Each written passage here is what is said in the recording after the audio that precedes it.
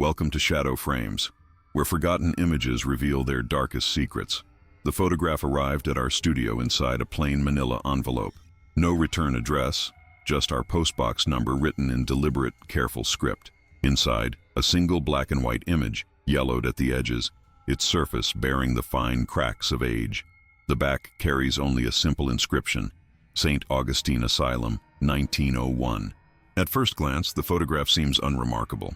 A group portrait of perhaps 20 asylum patients arranged in 3 orderly rows. They wear the standard institutional attire of the early 20th century. Simple, loose-fitting garments designed for practicality rather than comfort. The men's hair is closely cropped, the women's pulled severely back. They sit and stand against the backdrop of a high-ceilinged room with peeling plaster walls and tall barred windows filtering weak sunlight. What strikes you immediately is the unusual calm. Anyone familiar with asylum photography from this era would expect vacant stares, signs of restraint, or the telltale rigid postures of patients heavily sedated with the crude medications of the time. Instead, these patients appear composed, almost dignified, yet something feels profoundly wrong. Look closely at their eyes. Every single patient, from the elderly woman in the front row clutching what appears to be a small doll, to the tall, gaunt man standing at the back with one hand resting on the orderly's shoulder, is looking directly at the camera.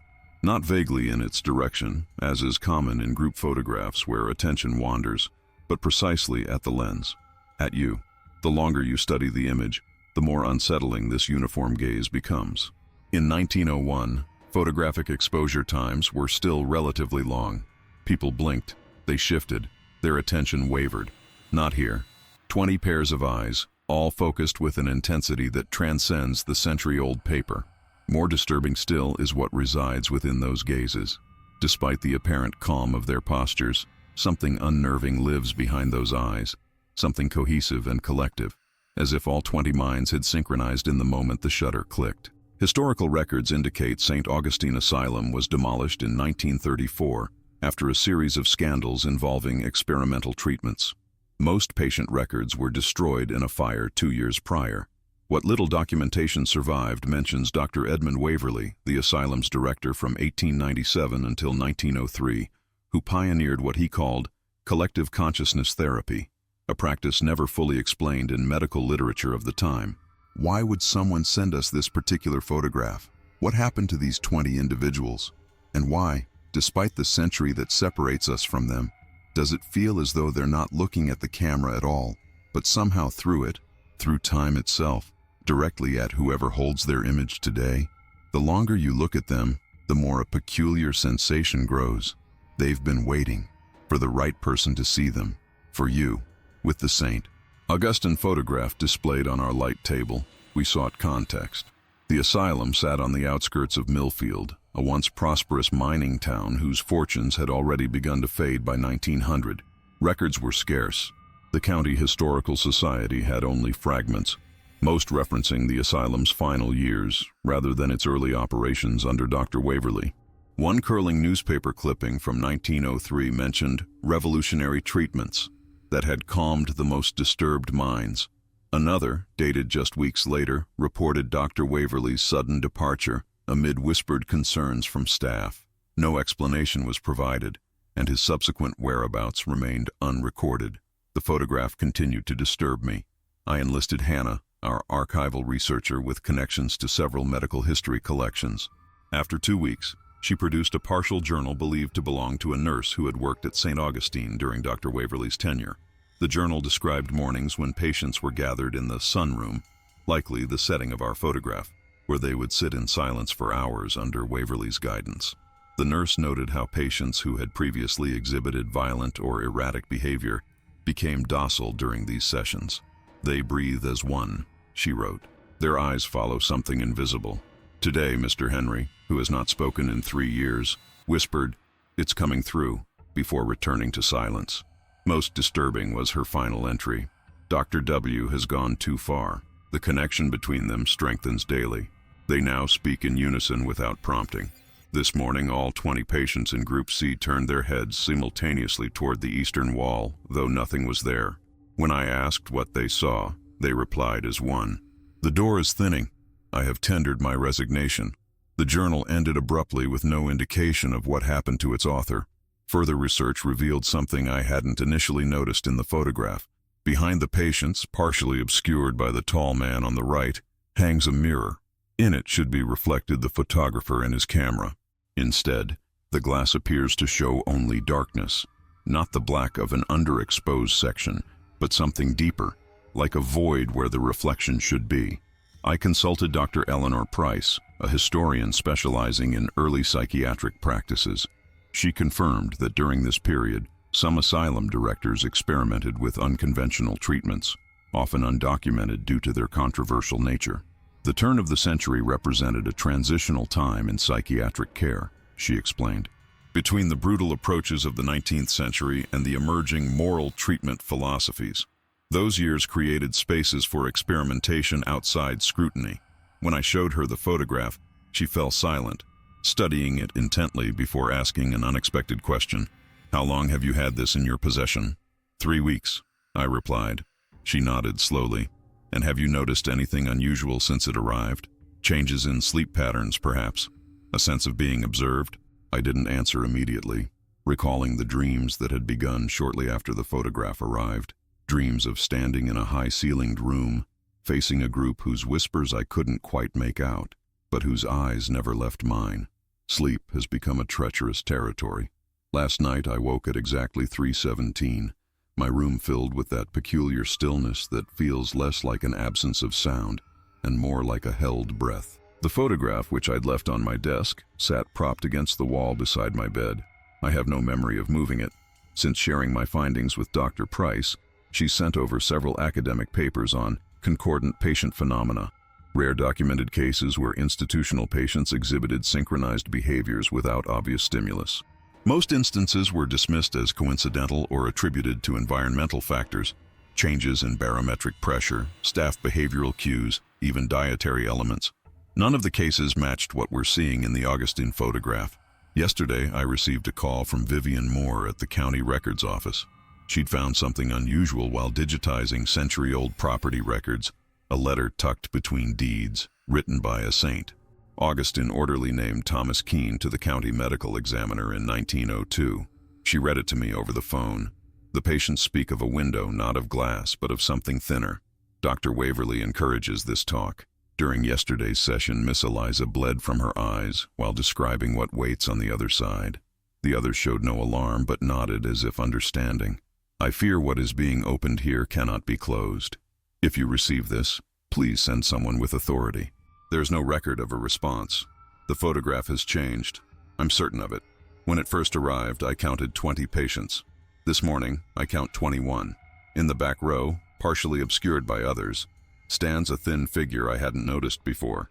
Their features are indistinct, face slightly blurred as if moving during exposure, but they stare forward with the same unnerving directness as the others. I've developed the unsettling habit of speaking to the photograph. Last night, exhausted from another broken sleep, I asked aloud, "What do you want from me?" The dream that followed was different. I stood in the asylum's sunroom, but as a participant rather than observer. The patients formed a circle around something I couldn't see clearly, a dark shape on the floor that seemed to pulse and expand. Dr. Waverly, I somehow knew it was him, though I've never seen his image, guided my hand toward this darkness. "The door requires a key," he said, his voice resonant yet hollow. "You've been chosen to turn it." I woke, clutching my right hand, which burned as if I'd held it over a flame. Hannah hasn't answered my calls for 2 days. Her last message mentioned visiting the site where St. Augustine once stood. "There's still a foundation," she wrote. "Local kids call it the Whispering Place. They say if you stand in what was once the East Wing at sunset, you can hear conversations from the other side." The photograph sits before me now. I've measured the dimensions of the room depicted, calculated the angles of light through those barred windows. Something is mathematically wrong with the space. The room appears larger inside than its exterior dimensions would allow, as if it extends somewhere it shouldn't be able to reach. Dr. Price has agreed to meet me tomorrow. She's bringing a colleague who specializes in photographic analysis. Until then, I've placed the photograph in my desk drawer, though I can still feel those eyes watching me through the wood. I've returned to my apartment after meeting Dr. Price and her colleague, Dr. Mercer, a forensic photography specialist. The photograph now sits in an acid-free sleeve between us as we conducted our examination under proper lighting. What Mercer discovered defies explanation. "This isn't just aged silver nitrate," he said, indicating the peculiar density in the patient's eyes. "There's an unusual chemical signature here. The emulsion has crystalline structures I've never encountered." When placed under his specialized light, the photograph revealed something hidden in the ordinary spectrum. Thin lines connecting each patient's eyes, like a web of pale illumination, invisible under normal viewing conditions. Whatever process created this was not standard photography for 1901, Mercer concluded, or now for that matter. Dr. Price remained silent throughout most of the examination, her expression growing increasingly troubled. As Mercer packed his equipment, she finally spoke. There was another institution that attempted something similar to Waverly's work, the Thatcher Institute in Vermont. They called it consciousness tethering, the theory being that certain mental conditions represented not a broken mind, but one that had become untethered from conventional reality. Their treatment involved anchoring patients together, like a human daisy chain of consciousness, Mercer muttered. "Precisely," Dr. Price nodded. "They believed one stable mind could stabilize others. But something happened in 1907. The entire patient population, 37 people, fell into identical catatonic states simultaneously. They remained that way until death. I found myself unable to stay in my apartment tonight. I'm writing this from a hotel room across town, the photograph locked in the room safe. My sleep has become fragmented with half-remembered visions, hallways that extend impossibly, doors that open onto vertical passages, and always those eyes, now looking not just at me, but through me toward something approaching. A troubling development. I received a text from Hannah's phone this afternoon, 3 days after her disappearance. It contained only geographic coordinates and the message: "They've been waiting for someone to complete the circuit. I understand now. Don't let them see you see them." The coordinates led to nothing significant on any map I could access.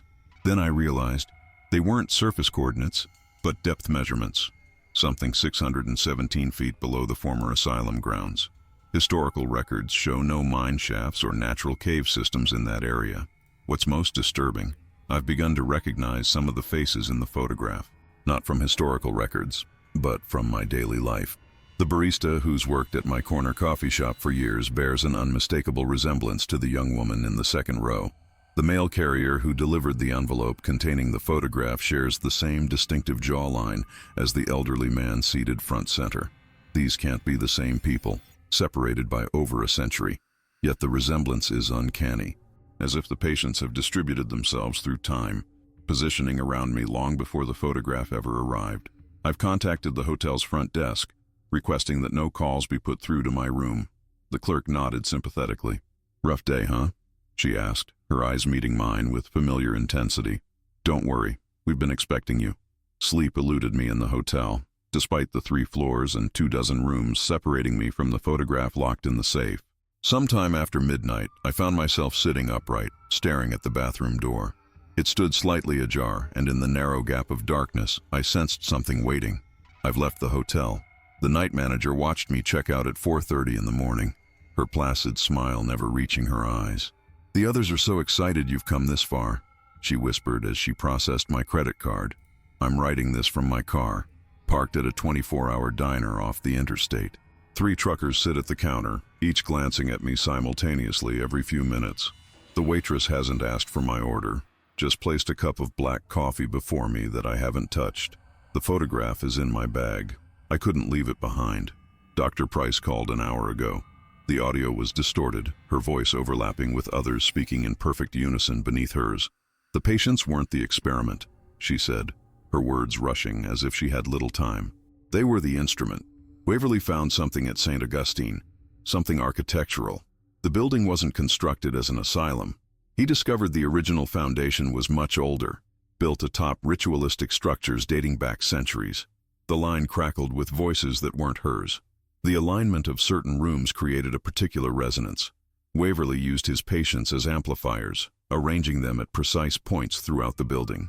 The photograph was taken at the moment the pattern was completed. Completed for what? I asked. To open something. Her voice dropped to a whisper. The journal you found.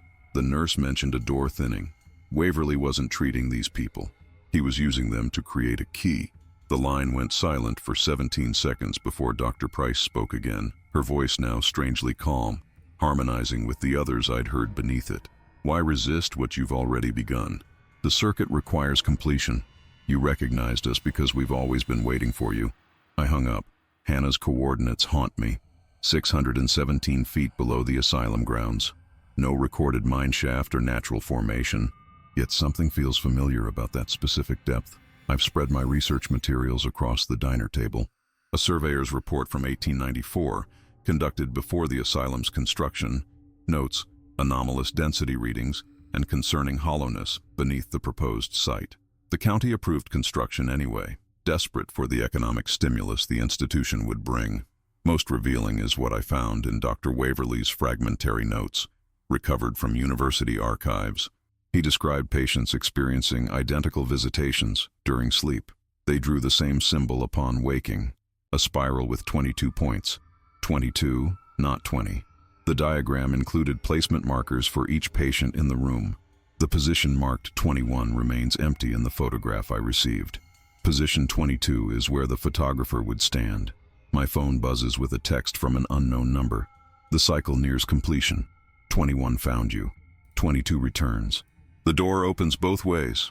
Outside the diner window, fog has descended, obscuring everything beyond the parking lot.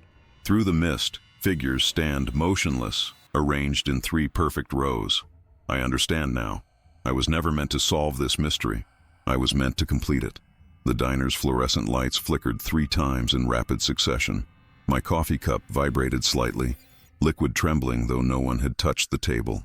The truckers at the counter stood in unison, turning toward me with that same penetrating gaze I'd come to recognize. The waitress placed her pot down and joined them. The photographer's name was Samuel Crane, the waitress said, though her lips barely moved. He never meant to capture us, only to document. My throat constricted as I gathered my papers with shaking hands. The photograph slipped from its protective sleeve, landing face up on the sticky linoleum floor. I bent to retrieve it and noticed with horror that the faces had shifted position. The patients' bodies remained in their orderly rows, but every head had turned slightly, each now angled differently to maintain their unblinking focus on the viewer, on me, from their new orientation. I fled to my car, the engine sputtering twice before catching. The fog had thickened impossibly, transforming the pre-dawn darkness into an opaque wall of gray. My headlights illuminated only a few feet ahead. I drove blindly, following what I hoped was the road. My phone rang. Hannah's name on the display. "Don't go to the asylum grounds." Her voice sounded distant, hollow. "That's what they want. The pattern must be completed where it began, in the photograph itself." "Hannah, where are you?" "I'm with them now. I understand everything." Her voice overlapped with others. Waverly didn't know what he was opening. He thought he was reaching into their minds, but he was letting something else through, something that's been waiting between spaces. The fog parted momentarily, revealing I'd driven in a perfect circle, returning to the diner's parking lot. The figures remained arranged in their rows, unfazed by the weather or the early hour. "The photograph isn't documentation," Hannah continued. "It's a vessel, 20 patients. Waverly makes 21. The photographer makes 22. I whispered. "Yes. When 21 looks at the image and recognizes what's happening, it creates the resonance. But only 22 can close what was opened." Something dark moved within the fog, larger than the human figures, undulating at the edges of my perception. My car stalled. Samuel Crane destroyed the original negative after realizing what they'd done. But one print survived, the one sent to you. Do you understand why it found you? I did, suddenly and with sickening clarity. My research into forgotten institutional photography. My published article on asylum documentation practices. My name, Samuel Crane Edwards, named after my great-grandfather, a photography enthusiast who disappeared in 1903. The photograph on my passenger seat began to emit a low hum. The asylum patient's eyes no longer looked directly at the viewer but converged toward a single point just beyond the frame, at something approaching from the photographer's position. "The circuit doesn't just connect them to us." Hannah's voice fractured into multiple tones. "It connects now to then, here to there. The door opened a century ago, remains ajar until 22 returns to close it. You are the descendant of the keymaker." The fog pressed against my windows like living tissue, searching for entry. "What do I need to do?" I asked, knowing the answer even as Hannah replied. Take up his camera. Finish what he began. The photograph has vanished from my passenger seat, not fallen between cushions or slipped to the floor, simply gone, as if it had never been there at all. Yet the humming persists, a sound that seems to originate from inside my own skull rather than any external source. I abandon my car in the diner parking lot, the keys still in the ignition. The fog has congealed around me, no longer simply obscuring visibility but moving with deliberate purpose. It parts before me as I walk, creating a corridor that leads away from the diner, away from the watching figures, toward what I somehow know is east. My phone has died despite showing a full charge moments ago. Hannah's final words echo in my mind. Take up his camera. Finish what he began. The corridor of fog delivers me to an antique shop I've passed 100 times but never entered. 100 times? No, I've never been in this town before receiving the photograph. Yet I recall the peeling gold lettering on the window. Mercer & Sons, Esther 1872. The shop should be closed at this hour, but warm amber light spills from its windows, and the door swings open as I approach. Inside, dust motes dance in air that smells of brass polish and decaying leather. Cases of pocket watches, tarnished jewelry, and forgotten heirlooms line the walls. No shopkeeper greets me, but I'm drawn to a glass cabinet in the far corner where a camera sits on faded velvet. It's a bellows camera from the turn of the century, the leather cracked with age, its brass fittings dulled by oxidation. The maker's plate bears a single word: thaumaturgist, not a brand I recognize from my research into early photography. As I approach, the glass cabinet unlocks itself with an audible click. I lift the camera, surprisingly heavy, and discover a sealed envelope taped to its underside. My name, my full name, Samuel Crane Edwards, is written across it in that same careful script as the envelope that delivered the photograph weeks ago. Inside is a glass negative plate, still intact after all these years, and a letter yellowed with age. To my descendant. It begins in faded ink. If you are reading this, then what I feared has come to pass. The resonance chamber Waverly constructed was not closed properly when I fled. Through my lens, I saw what waited on the threshold, what had been summoning Waverly through his patient's collective consciousness. What reaches for you now? The 22 points form a structure, not in physical space, but in the fabric between moments. 21 opens, 22 closes. The camera is both key and lock. You must return to where it began. The foundation remains, though the asylum is gone. Set the camera at the 22nd point, precisely where I stood in 1901. The negative I've enclosed contains the true image, what I actually captured that day, not what Waverly allowed to develop. Expose it once more to the light of our world, and what was opened can be sealed again. But be warned, they will try to stop you. Not the patients, who were merely tools, but what speaks through them now. It has waited a century for the final point in the pattern to return. The letter ends without signature. As I fold it away, I notice the camera's viewfinder glowing with a soft blue light. Looking through it reveals not the cluttered interior of the antique shop, but a sunlit room with peeling plaster walls and tall barred windows. Empty chairs arranged in 3 perfect rows await their occupants. The ground beneath St. Augustine's ruins feels wrong, hollow and resonant, like walking across a floor that covers a much larger space. I arrived at dawn, the camera heavy in my hands, its ancient mechanisms seemingly alive with anticipation. The asylum's foundation remains partially intact, crumbling concrete rectangles outlining where walls once stood. Nature slowly reclaiming what man abandoned. Wildflowers grow in patches where the sunroom once existed, their blooms facing uniformly eastward, despite the morning light coming from behind them. I've brought my great-grandfather's letter, the negative, and the surveyor's diagrams showing the original layout. Standing where the sunroom once existed, I carefully count my steps, aligning myself with the invisible grid of the 22 points mentioned in his papers. Point 22, the photographer's position, should be here, at the western edge of what was once the room.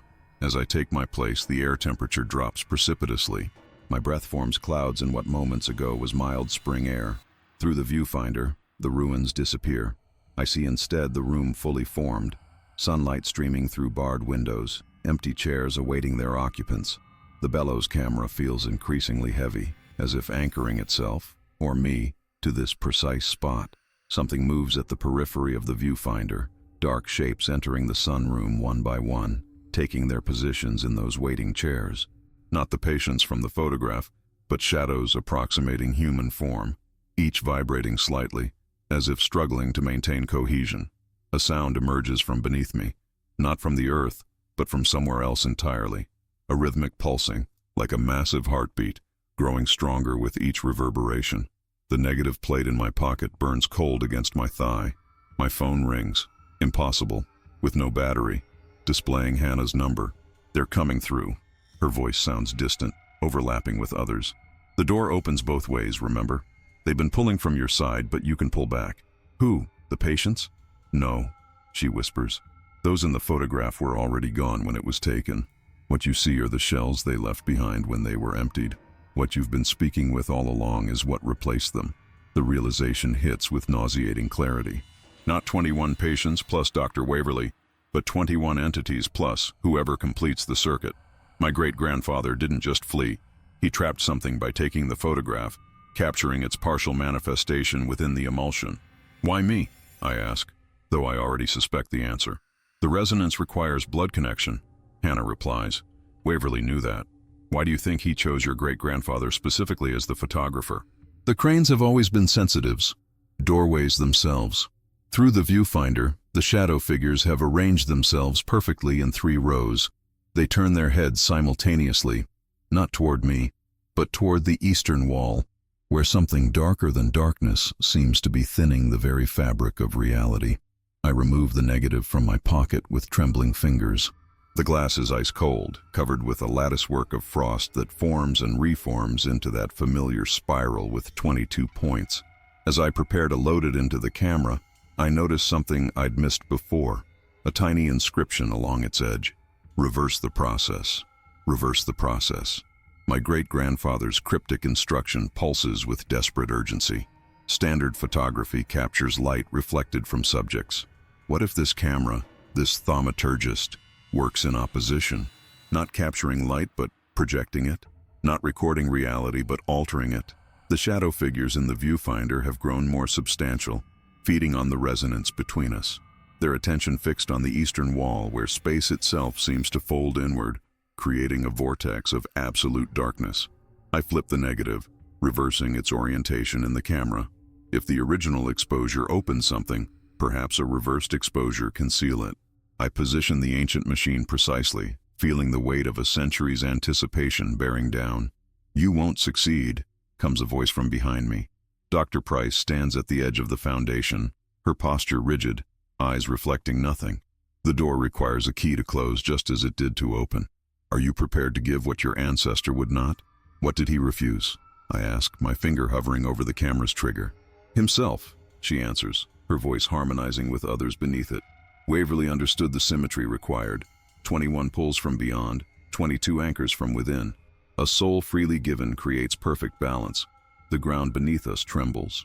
Through cracks in the foundation, I glimpse impossible geometry. Staircases descending in spiraling patterns that violate physical law, corridors extending beyond the confines of earthly space. Hannah, I call out, are you there? Dr. Price smiles, the expression uncanny on her formerly solemn face.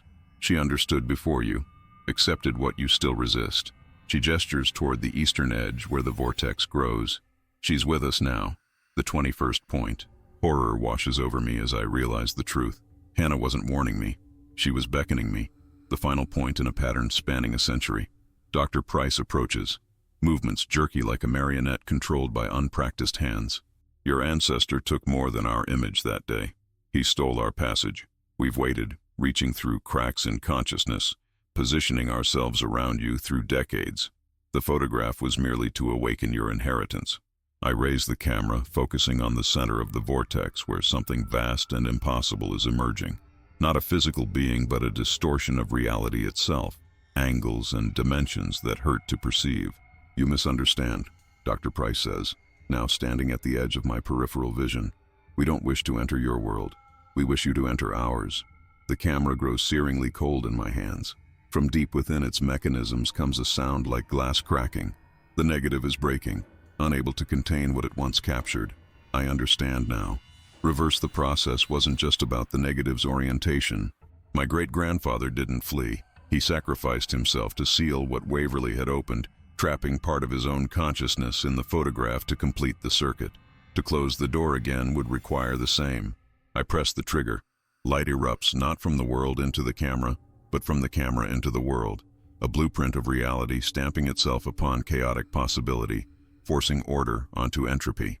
22 points of light appear across the foundation, connecting in that familiar spiral pattern, and I feel myself becoming the final point, anchoring what must never be free.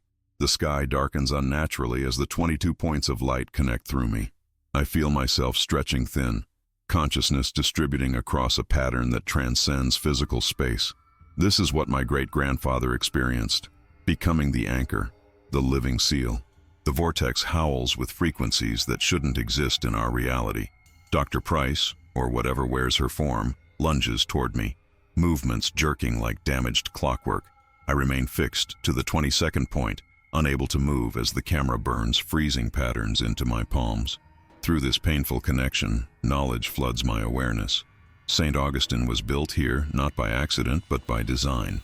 The asylum stands upon far older foundations, circular stone arrangements dating back to when indigenous tribes marked this location as threshold land, a place where barriers between worlds grew naturally thin.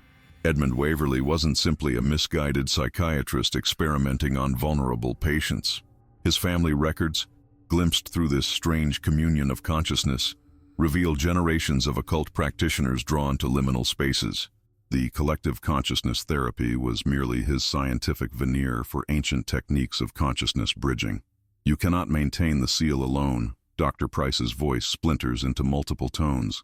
Your ancestor tried. It held for decades, then weakened.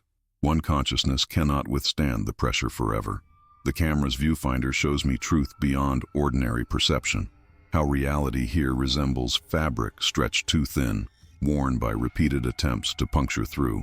The entities pressing from that other side are ancient, patient, incorporeal, seeking physical vessels after eons of bodiless existence. A figure emerges from the vortex. Hannah, but not Hannah. Her movements fluid yet wrong, eyes reflecting depths that human sockets shouldn't contain. The pattern requires balance, she says, her voice overlaid with others. 21 and 22. Push and pull. You anchor from this side, I from the other. Understanding crystallizes. My great-grandfather sealed the breach, but incompletely. Without a counterweight on the other side, someone willingly serving as anchor there, the barrier would always weaken eventually. This is why they needed me specifically. Blood calls to blood across dimensional boundaries. Through the camera's supernatural perception, I see thin filaments of light extending from my body, connecting to points across time and space. To the coffee shop where that familiar barista works. To the mail carrier who delivered the photograph. To the hotel clerk with knowing eyes. The entities had positioned themselves around me long before I received the photograph, creating a web of influence to guide me here. I feel the pull of that other place. Vast, cold, geometrically impossible. So easy to step through, to surrender to the vortex. Behind me, I sense others arriving. Dr. Mercer and authorities I'd contacted before coming here. They cannot see what's happening, perceiving only a man with an antique camera standing in ruins. The negative shatters inside the camera with a sound like reality cracking. The 22 points flare blindingly bright. I make my choice. Not to maintain a temporary seal that will inevitably fail again in another generation. Not to surrender and let what waits beyond come through, but a third path, to close the circuit permanently. The vision through the camera's glass has shifted, no longer showing the vortex but a translucent image superimposed over the physical ruins. 20 patients and Dr. Waverley seated in their formation, now visible as conduits. Energy flows through them like light through prisms, redirected toward that eastern wall. They weren't victims, but willing participants. Their madness merely a side effect of serving as living circuit components. My decision crystallizes. The pattern cannot be maintained through sacrifice of consciousness.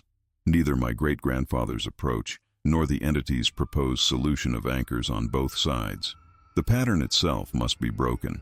I twist the camera's ancient brass fittings, feeling mechanisms shift in ways that defy conventional engineering. The thaumaturgist isn't merely a camera, but a reality manipulation device disguised as one. My fingers find hidden latches, moving parts that shouldn't exist. The remains of the negative realign inside, fragments rotating into a new configuration. The humming intensifies as I deliberately disrupt the carefully calibrated 22-point formation, stepping away from my ordained position. No! Hannah, or what wears Hannah's form, lurches toward me. The symmetry must be maintained. That's what Waverly believed, I reply, continuing to reconfigure the camera. But my ancestor discovered something else, the true purpose of the thaumaturgist. Through our strange connection, I accessed Samuel Crane's final realization before he fled. The camera's name wasn't merely fanciful. Thaumaturgy, the working of miracles or magic, describes its actual function, not to document reality, but to rewrite it. Dr. Price and Hannah move with unnatural speed, closing in from opposite sides. I complete the final adjustment just as they reach me. The pattern doesn't need 22 points, I announce, pressing the trigger. It needs none. Light explodes outward, not in connecting lines, but in a sphere that ripples like water disturbed by a stone. Reality itself seems to shudder and reset. The foundation stones beneath us shift, ancient markings rising to the surface, symbols deliberately carved to create the threshold. As the camera's light touches them, they begin to crumble, their power dissolving after centuries of maintaining this weak point between worlds. The vortex shrieks, collapsing in upon itself as its anchoring points disintegrate. Hannah and Dr. Price freeze in place, the entities within them suddenly unmoored from their carefully constructed pattern. I hear whispers, not menacing but relieved. The patients, or something of their consciousness that remained trapped in this liminal space, finally finding release as the threshold dissolves. In the camera's viewfinder, I catch a final glimpse of my great-grandfather, not as I imagined him, young and terrified, but elderly, at peace. He nods once before the image fades. The thaumaturgist grows hot in my hands, its mechanisms melting, mission complete. It was never meant to capture or sustain, but to end. A failsafe created by someone who understood the danger of doors left ajar between realities. As the light fades, I stand alone among ordinary ruins under an ordinary sky. The 22-point pattern is broken forever. The threshold sealed not by sacrifice, but by dissolution.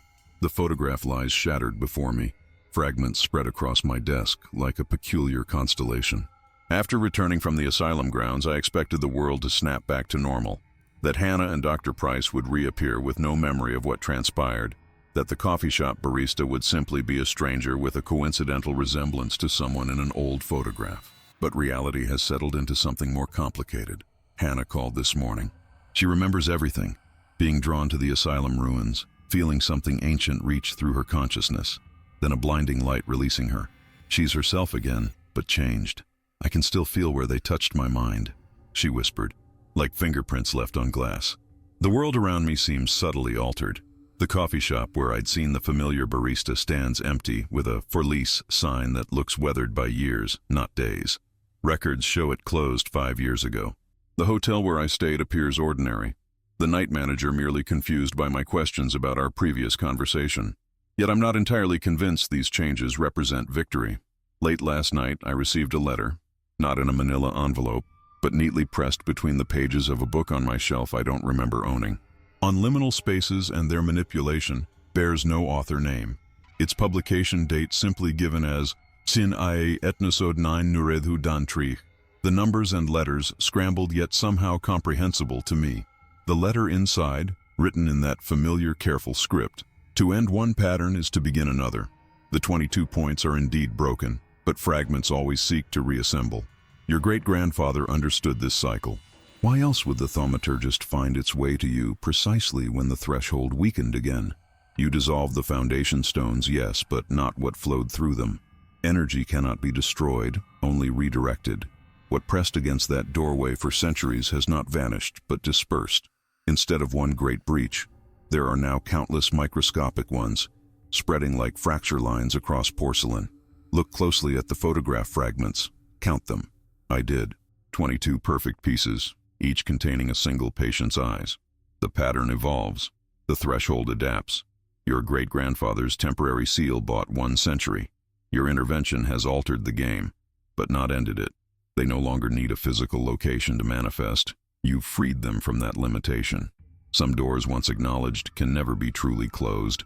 I've spent the day researching the thaumaturgist's origin. No conventional history mentions it, but in obscure occult texts I found references to the eye that rewrites, created not to document reality but to correct incursions from beyond it. Its creator remains unnamed but described as one who walked between and keeper of dissolving borders. The camera destroyed itself, but did it complete its purpose, or merely transform the nature of the breach? Tonight I'll place each fragment of the photograph in a separate envelope and mail them to 22 different locations across the country. Perhaps distance will weaken whatever connection still exists between them. But as darkness falls, I notice something troubling. My shadow on the wall doesn't quite match my movements, and sometimes when I blink, I see through eyes that aren't entirely my own. The broken fragments of the photograph haunt my dreams with prismatic intensity. Each night I experience 22 separate perspectives simultaneously, flashes of ordinary lives scattered across the country where I sent the pieces, a librarian in Portland shelving medical texts, a truck driver crossing Nebraska beneath storm clouds, a child finding a strange envelope in her mother's desk. Through each fragment, something watches and waits. I've developed a ritual upon waking. Stand before the mirror. Recite my name, Samuel Crane Edwards, until my reflection's movements synchronize perfectly with my own. Some mornings this takes seconds, others nearly an hour. Dr. Price has disappeared from her university position.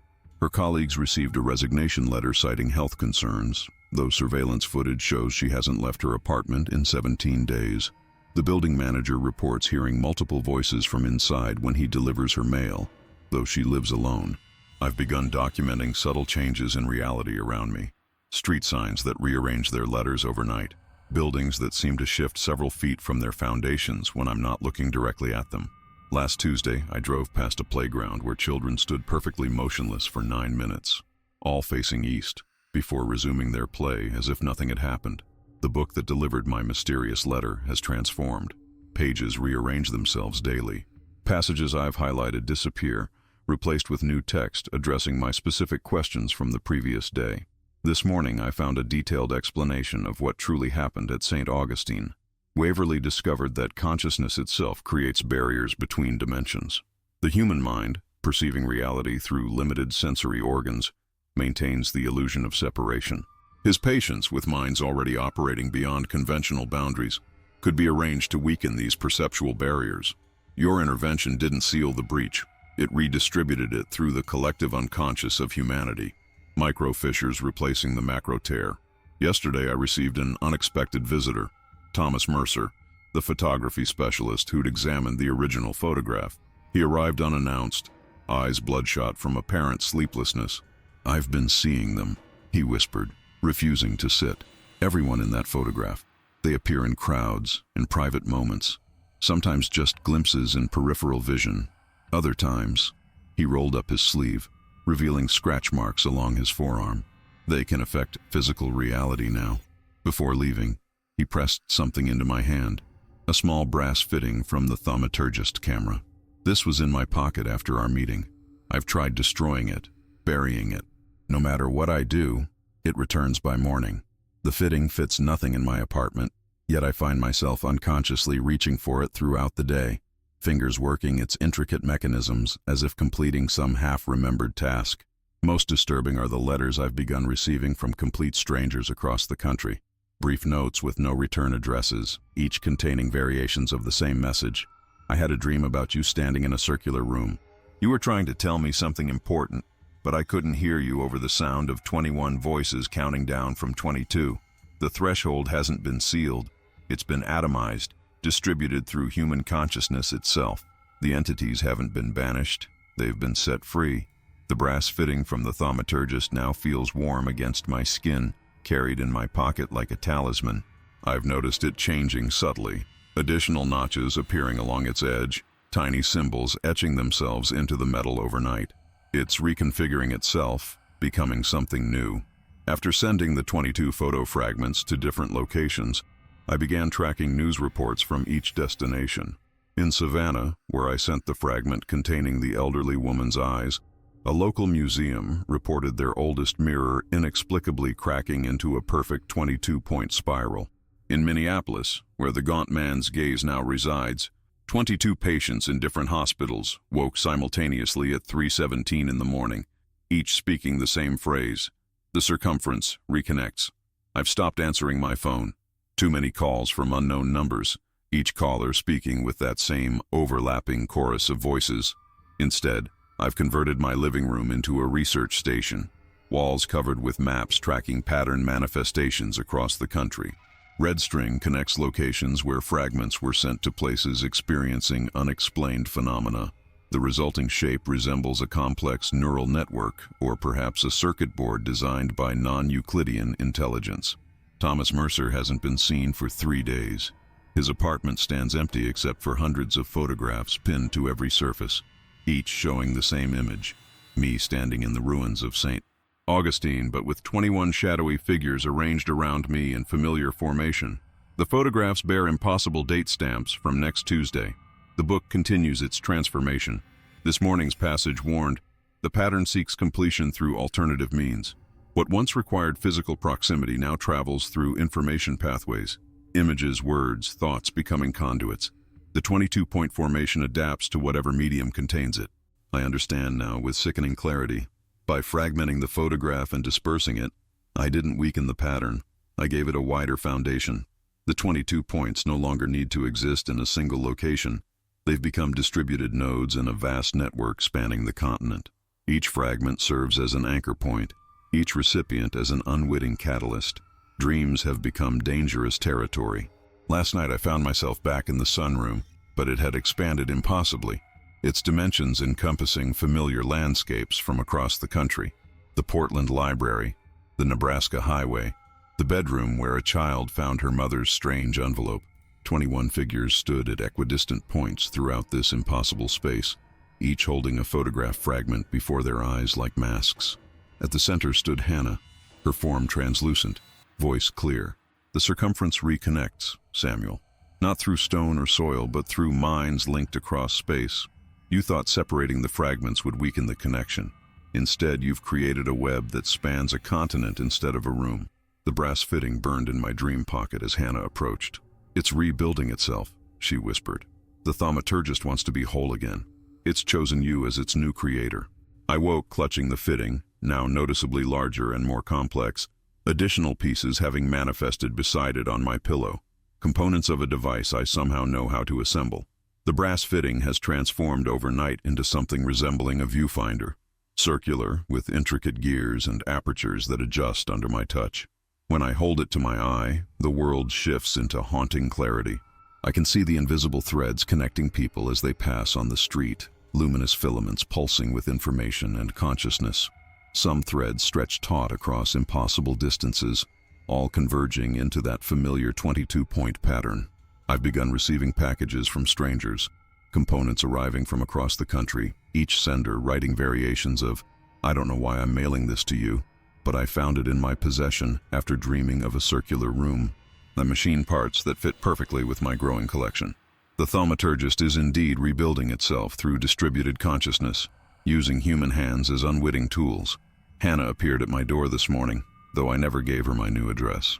Her movements were fluid but wrong. Too precise, as if her body remembered physics slightly different from our own. She carried a wooden box containing the final piece, a glass plate etched with that familiar spiral pattern. "You destroyed the negative," she said, voice steady but underlaid with that chorus of others. "But the template remains in collective memory, 22 fragments seeking reunion." I didn't invite her in, but found myself unable to close the door against her. She placed the box on my table beside the other components, her fingers lingering on its surface. "Why are you helping them?" I asked. Her smile contained genuine warmth alongside something ancient and patient. "Who says I'm helping them, Samuel? Perhaps I'm helping you. The pattern wants completion, yes, but completion doesn't necessarily mean opening. What does it mean then?" "Balance," she answered, gesturing toward my wall of maps and connections. "You're seeing only half the equation. 22 points in this reality mirror, 22 in another. The breach occurred when Waverly forced alignment without understanding. Your great-grandfather attempted to seal without counterweight. Both approached failed." She moved toward the door, pausing at the threshold. "They're not trying to come through anymore, Samuel. They're trying to restore equilibrium. The camera doesn't capture or project, it equalizes. After she left, I examined the glass plate under normal light, then through the brass viewfinder.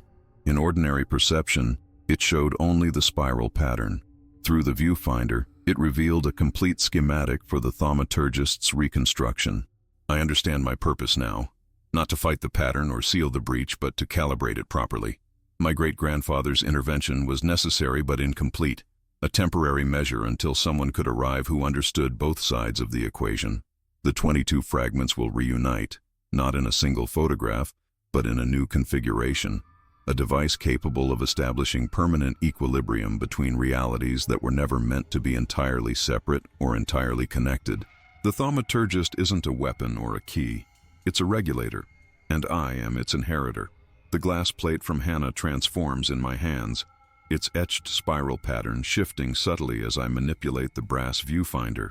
When properly aligned, the seemingly random components scattered across my table reveal themselves as a cohesive system, not just rebuilding the thaumaturgist, but evolving it into something more sophisticated.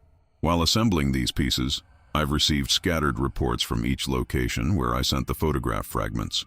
In Memphis, a hospital recorded 22 patients simultaneously drawing identical spiral patterns, despite being housed in separate wings. In Tucson, a meteorologist documented a weather anomaly, cloud formations arranging themselves in mathematical sequences that meteorological software couldn't explain. Most concerning is what's happening in Millfield itself. The land where St. Augustine once stood has become a focal point of peculiar phenomena.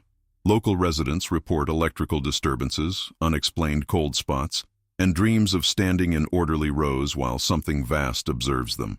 The town council has unexpectedly approved funding to build a memorial garden on the former Asylum grounds. The proposed design, featuring 22 stone benches arranged in a pattern I recognize all too well. I've spent 3 days without sleep, driven by knowledge that feels less studied and more remembered. My fingers work with certainty that belongs to someone else. My great-grandfather's muscle memory somehow transmitted across generations. The device taking shape resembles not a camera, but a calibration instrument, like something designed to tune frequencies between discordant realities. Dr. Mercer reappeared yesterday, his earlier panic replaced with unsettling serenity. "I understand now," he said, examining my work with knowing eyes. 22 points of consciousness, equally distributed, not to open or close, but to maintain. We've been thinking in binary terms when we should have been thinking in harmonics.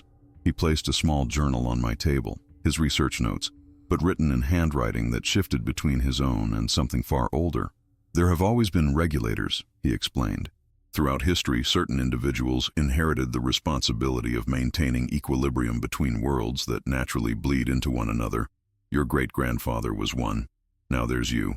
The final pieces aligned just after midnight. The completed device bears little resemblance to a conventional camera, though it maintains the capacity to perceive beyond normal vision. Its brass fittings house the glass plate at precisely the angle needed to refract reality rather than merely observe it. When activated, it emits a low hum that resonates at a frequency just below human hearing, but that I somehow perceive through bone and tissue. Through its viewfinder, I can see the 22 points of the pattern stretched across the continent, each fragment of the original photograph now functioning as a stabilizing node in a vast geometric structure, spanning both physical and metaphysical space. Hannah calls this morning with news I somehow already know. They're converging on Millfield. All 21 recipients of the fragments are traveling there, drawn by dreams and impulses they can't explain. "The circuit nears completion, Samuel. You need to be there when it happens." I packed the device carefully in a wooden case that arrived anonymously yesterday morning, lined with materials that dampen its resonance until needed. The brass fitting feels warm against my chest, suspended on a chain around my neck. The pattern wants balance, and I am becoming its instrumentalist. The journey to Millfield feels like traveling backward in time and forward simultaneously.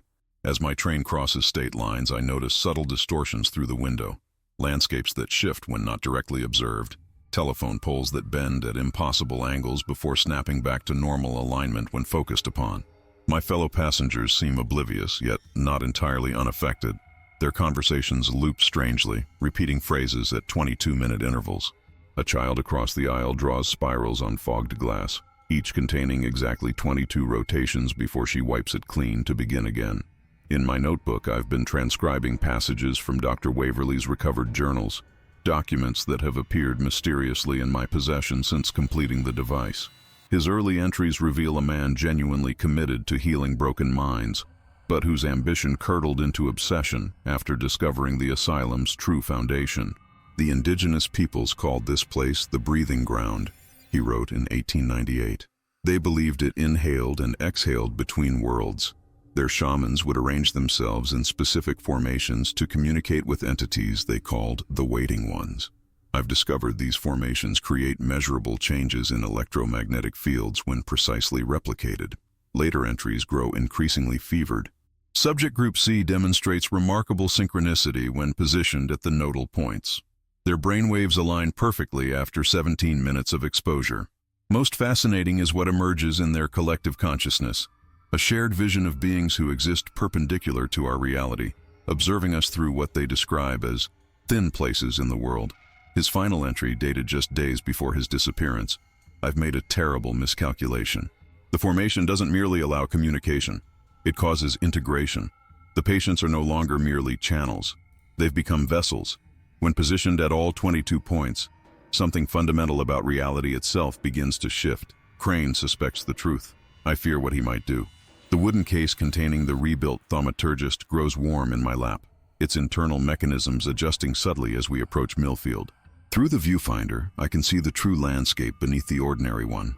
Ley lines of energy converging toward the asylum grounds, pulsing with increasing urgency. Most revealing is what the device shows me about my own nature. When I turn it toward my reflection in the train window, I see not just myself, but echoes of others, ghostly overlays of those who came before me in this role. My great-grandfather features prominently, but behind him stand others stretching back centuries, each bearing that same look of burdened understanding. We are regulators, not saviors or destroyers. Our purpose has never been to permanently seal or irrevocably open, but to maintain the delicate equilibrium between realities that naturally seek communion. The thaumaturgist is our inheritance and instrument, restored when balance falters too dramatically in either direction. As Millfield Station approaches, I receive simultaneous text messages from 21 different numbers, each containing the same 5 words. The circumference awaits its center. The train slows as we approach Millfield Station, wheels screeching against rails that seem to bend slightly beneath us. Through the thaumaturgist's viewfinder, I watch reality ripple around the approaching platform. Ordinary perception overlaid with something more fundamental, like seeing both the shadow and the object casting it simultaneously. 21 figures await, arranged in a loose semicircle. Some I recognize: Dr. Price, Thomas Mercer, Hannah, while others are strangers, united by a singular purpose they themselves may not fully comprehend. Each holds a fragment of the original photograph, the broken pieces glowing softly with potential energy when viewed through the brass fitting around my neck. As I descend onto the platform, time seems to stutter. Conversations halt mid-syllable. Birds freeze mid-flight, then resume at slightly altered trajectories. The 21 acknowledge me with synchronized nods, their movements fluid yet mechanical, as if practiced for centuries. The garden is prepared, Hannah says, her voice clear against the background hum that pervades Millfield, a sound like the world itself, vibrating at an unfamiliar frequency. We process toward St. Augustine's remains without discussion, following ancient pathways invisible to ordinary perception but blazingly evident through the viewfinder. The town itself seems built around these lines of force, streets and buildings, unconsciously aligned to the same geometric principles that guided the asylum's construction. The memorial garden approved by the town council now occupies the former asylum grounds, 21 stone benches arranged in 3 concentric rows facing eastward, with a single stone pedestal at what would be the photographer's position. The garden's dedication plaque reads, "Where suffering once dwelled, may equilibrium now reign." No town official remembers approving this specific wording. As we approach, I feel the brass fitting warm against my chest, resonating with its larger counterpart in my case. The rebuilt thaumaturgist responds to proximity, internal mechanisms adjusting themselves in anticipation. "They're watching now," Dr. Price murmurs, eyes fixed on the eastern horizon where reality seems thinnest, from both sides. The stone pedestal awaits at the western edge. When I place the thaumaturgist upon it, The device settles into depressions that match its dimensions perfectly, though the pedestal was carved weeks before the device's completion. The 21 take their positions on the stone benches, each placing their photograph fragment before them. Through the viewfinder, I can see how these broken pieces form a complete circuit, despite their physical separation. Energy flowing between them in that familiar spiral pattern. What happens when the circuit completes? I ask Hannah, who sits nearest my position. Not completion, she corrects gently. Calibration. What Waverly forced open and your great-grandfather hastily sealed requires proper adjustment. A regulated exchange, rather than invasion or isolation. The sun approaches its zenith. Something shifts in the quality of light. Not dimming but refracting differently, as if passing through a medium that exists between conventional states of matter. I take my position behind the thaumaturgist. 22 points occupied for the first time since 1901, not to breach or seal, but to regulate. The device hums with recognition, its mechanisms aligning with something vast and patient that has waited a century for proper acknowledgement.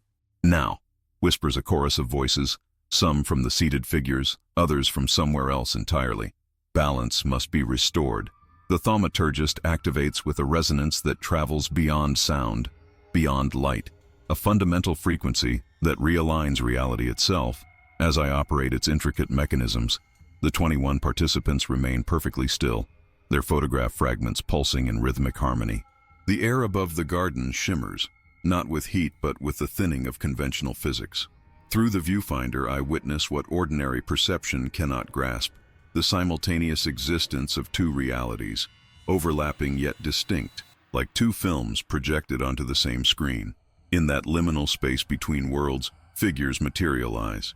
The original patients of St. Augustine, not as victims or vessels, but as they truly were. Conscious participants in Waverly's ambitious experiment. We volunteered, speaks a collective voice emanating from everywhere and nowhere. We who existed between conventional states of mind were naturally attuned to what lies between conventional states of reality.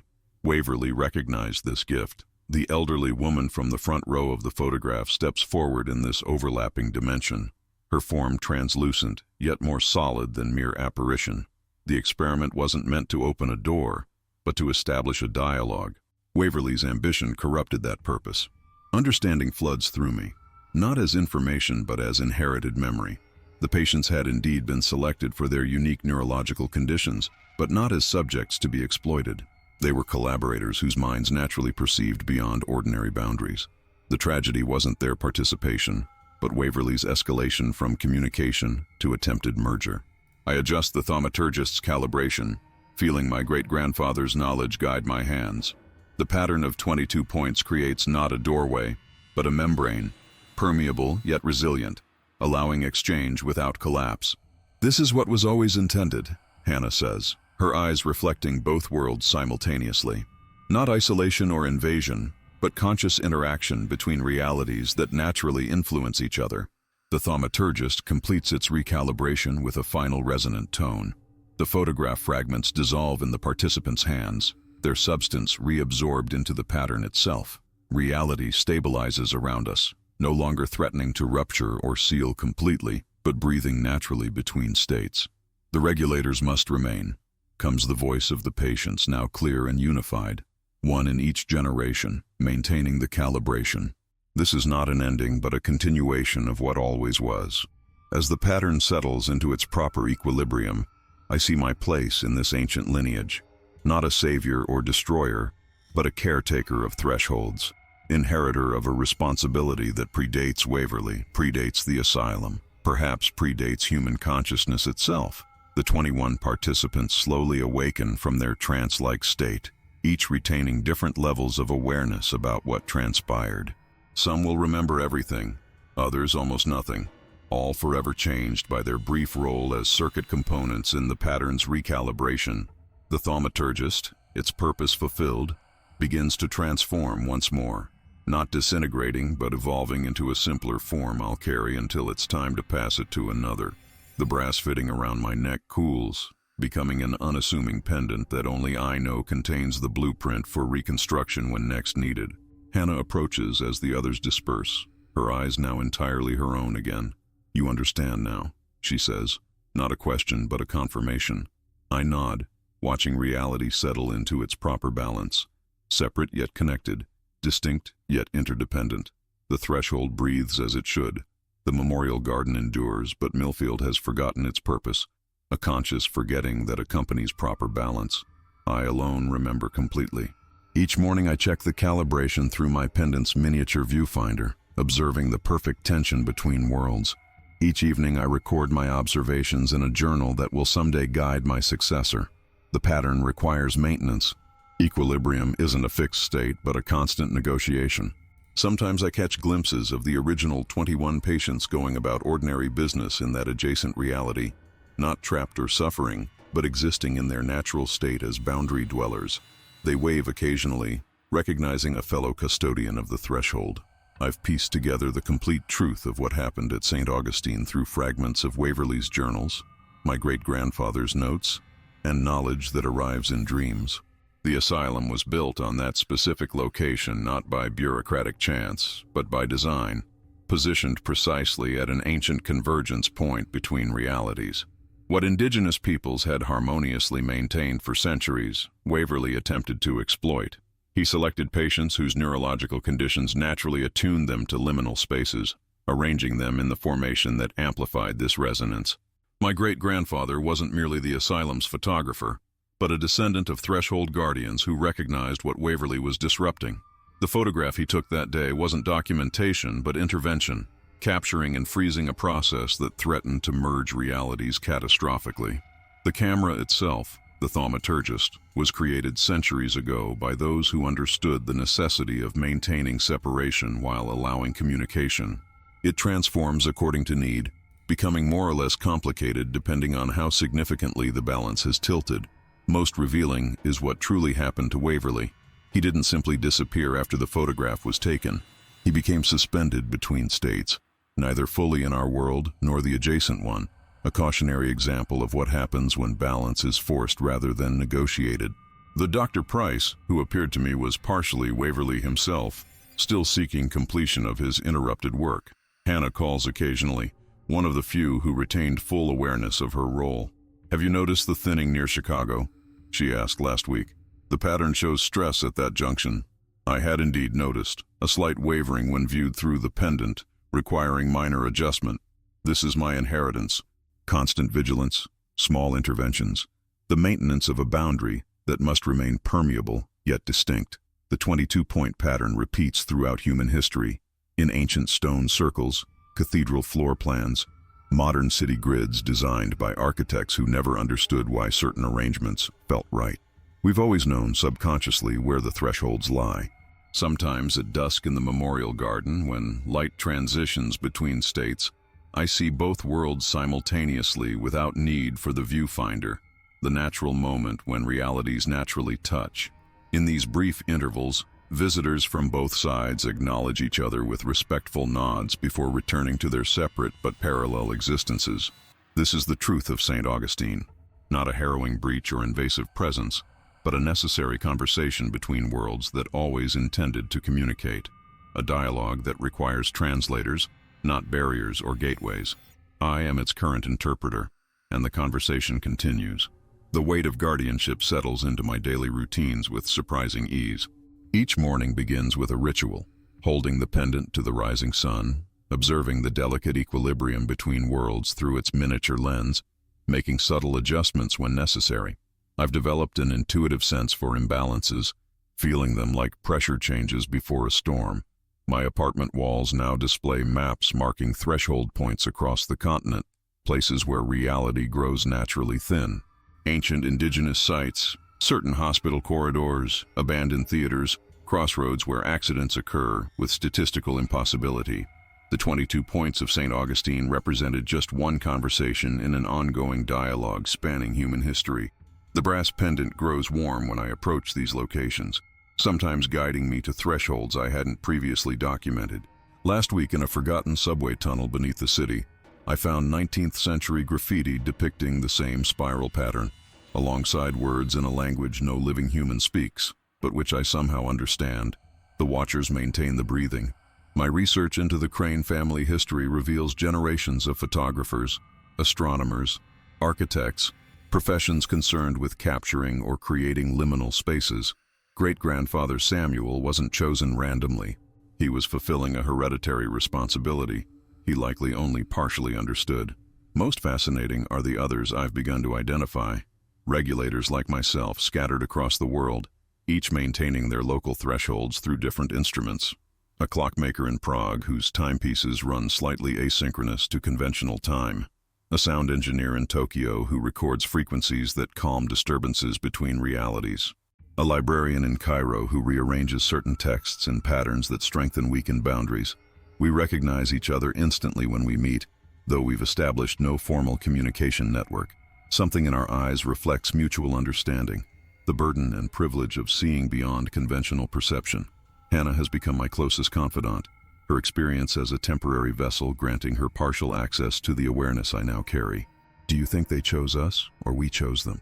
she asked during our walk through the memorial garden yesterday. "I believe it's neither," I replied, watching the stone benches shimmer slightly in late afternoon light. "We're expressions of a natural process, like how certain minerals form at precise intersections of pressure and temperature. The entities in that adjacent reality no longer feel alien or threatening.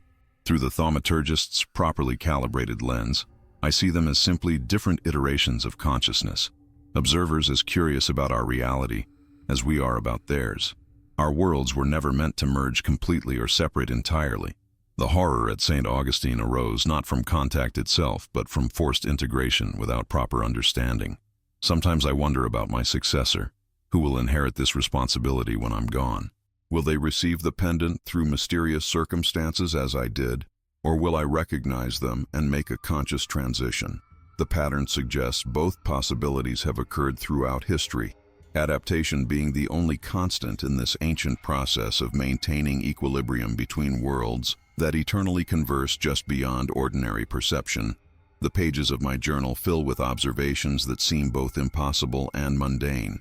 Yesterday, while calibrating a minor threshold fluctuation in an abandoned train station, I noticed the original photograph has reappeared, not as scattered fragments but whole and unblemished, sitting on my desk when I returned home. Its presence feels less ominous now, more like a completed circuit settling into dormancy. The patient's eyes still gaze directly at the viewer, but without that uncanny intensity that once disturbed me. Their expressions now read as patient understanding rather than terrible knowing. In proper balance, even the most unsettling aspects of our intersecting realities find harmony. I've begun dreaming of a young woman who sketches spirals in a college architecture class, her professor repeatedly commenting on her unusual understanding of space. Sometimes I glimpse her through the viewfinder when monitoring distant thresholds, always unaware of my observation, yet demonstrating an intuitive grasp of the patterns that maintain equilibrium. The pendant grows warm when these visions occur. I understand its meaning without needing interpretation. Most surprisingly, Dr. Waverly himself has established contact from his in-between state, not as the monstrous presence that once manipulated events, but as a humbled entity who has spent a century contemplating his hubris. His communications arrive as brief messages written in condensation on my bathroom mirror: balance, not dominance, and the pattern endures through willing participation. This morning's calibration revealed something unexpected. The photograph has developed a new quality when viewed through the pendant. Behind the patients, reflected in that mirror that once showed only darkness, I can now see the adjacent reality clearly, not as a frightening void, but as a parallel existence with its own version of St. Augustine, its own 22 guardians maintaining the same threshold from their side. We mirror each other perfectly, cosmic counterweights ensuring neither reality collapses into the other. The coffee shop where this all began has reopened under new management. The barista bears no resemblance to anyone in the photograph, yet sometimes when she hands me my drink, our fingers touch and her eyes flicker with momentary recognition. "Have we met before?" she asked once, then shook her head. "Sorry, déjà vu. Happens a lot around here." Hannah has developed her own relationship with the threshold spaces, documenting them through audio recordings that capture the subtle harmonics of overlapping realities. "Listen," she said yesterday, playing back a session recorded at the memorial garden. Beneath ordinary environmental sounds was a perfectly matched counterpoint, the acoustic signature of that other St. Augustine engaging in identical preservation work. The photograph now hangs framed in my study, no longer hidden or feared, but acknowledged as the record of an essential recalibration. Its presence reminds me daily that horror often arises, not from the unknown itself, but from our misguided attempts to control it. True understanding comes through balanced communication, not dominance or rejection. When visitors notice it, they see only an unremarkable asylum photograph. But those with natural sensitivity sometimes pause before it, heads tilting slightly as they perceive something beyond conventional vision. To these rare individuals I pay special attention. One of them may someday receive my pendant when the time comes to transfer guardianship. Until then, I maintain the thresholds, keeping watch over conversations between worlds that have always whispered to each other across the breathing spaces where reality grows thin. The years of guardianship have taught me patience. As autumn leaves spiral down in the memorial garden, I find myself returning to where everything began. The 22 stone benches remain, weathered now, moss creeping along their edges, like time itself making its gradual claim. I sit at the regulator's position, pendant warm against my skin, and observe both realities through its lens. What surprises me most is how ordinary this extraordinary responsibility has become. Calibrating thresholds now feels as natural as breathing, an intuitive process requiring less conscious thought with each passing season. The pendant has grown lighter, as if acknowledging my mastery of its purpose. My research has uncovered threshold guardians throughout recorded history, Roman boundary keepers called termini, who maintained more than just physical borders, medieval cathedral architects who incorporated the 22-point pattern into sacred geometry, indigenous shamans who could stand between breaths of the world. We have always known these places exist, always appointed caretakers to maintain their delicate equilibrium. Last week, I received a package containing a leather journal, dated 1879, written by my great-grandfather Samuel Crane's father. Its pages chronicle 3 generations of threshold maintenance before him, including the construction of the first thaumaturgist device. Most revealing is his description of how guardianship transfers. The instrument chooses, but choice must meet willingness. The threshold cannot be maintained through obligation alone. The young architecture student appears more frequently in my visions. Yesterday I watched her stand transfixed before a weathered stone circle in Scotland, her fingers tracing patterns identical to those in the St. Augustine photograph, without having ever seen it. The pendant burned against my chest, not with warning, but with recognition. Hannah has noticed this change. "You've been writing letters," she observed during our weekly meeting at the coffee shop. Not a question, but an acknowledgement. I nodded. "To archives and university collections, documenting our understanding of the thresholds, creating breadcrumbs." "For her," Hannah said simply. "For whoever comes next," I corrected, though we both knew the truth. Most fascinating is how the adjacent reality has become visible without mechanical assistance. Sometimes while walking through threshold spaces, I naturally perceive both worlds simultaneously, overlapping but distinct, like holding 2 transparent photographs against the light. The entities there acknowledge me as a colleague rather than intruder or guardian. We are fellow custodians of the same liminal architecture. The original photograph has completed its transformation. When visitors see it, they observe only an unremarkable asylum portrait. But when I look at it now, I see 22 individuals fully aware of their purpose, volunteers in an ancient process of reality maintenance. In the background, where that mysterious mirror once reflected darkness, I can clearly see the photographer himself, my great-grandfather, calm and purposeful, completing the circuit with full understanding. The pendant grows warmer against my skin as I write these words, not with urgency, but with gentle reminder. The cycle nears another transition. The threshold breathes, constant and eternal, and I am ready for what comes next. I sit in a coffee shop on campus, pendant warm against my chest as I watch her sketch the same spiral pattern that has guided my life for years. Alexandria Chen, third-year architecture student, draws without understanding why these particular geometries captivate her. Her professor leans over, nodding with approval at work he finds innovative rather than ancient. The St.